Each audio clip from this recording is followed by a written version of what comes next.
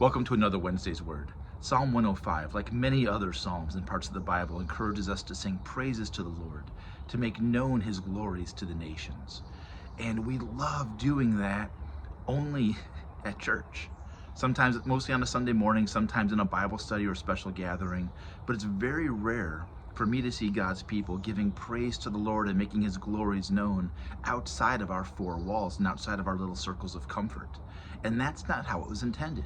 Those psalms in the history of the church was not people limiting their expression of praise to God, to the people of God, to our sacred assemblies. That was written to be a lifestyle to let everybody, let the peoples know, every nation know how good God is. And now for the last few years, we've lived in a culture where it's very polite to keep your religion to yourself. We don't want to cause waves. We don't want to make people uncomfortable, so we don't talk about politics, religion, and money.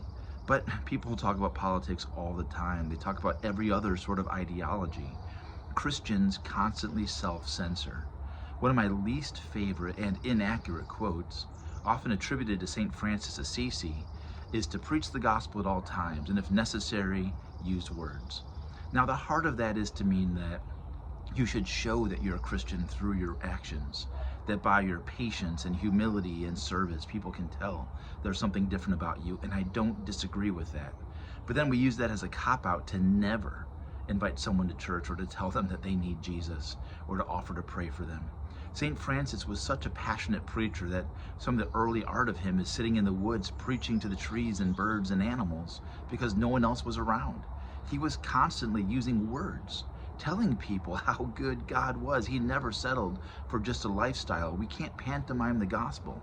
If we do, we're going to lead people to a works righteousness. We're going to tell them that they're saved if they're as good as they think we are. That's not the gospel. The gospel is that we are saved by God's radical grace, and any humility or joy or sacrifice you see in me is just a humble response, just a way of saying thank you to a God who has done so much for me. You can't do that through words alone or actions alone. You need to use words. You have to let the glories of God be known in all the nations. And I'm so tired of pretending. We pretend that people can be out there protesting on college campuses, waving their ideology of sexuality and gender flags, and that are allowed to share what they believe, and we need to sit back and not be judgmental.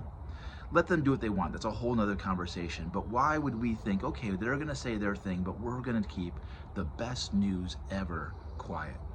The gospel should be being waved from every corner, every house, every heart. People should be proclaiming boldly the wonders of our God as seen in the death, resurrection, and the salvation offered through Jesus Christ. So let's think about that. That's all I got.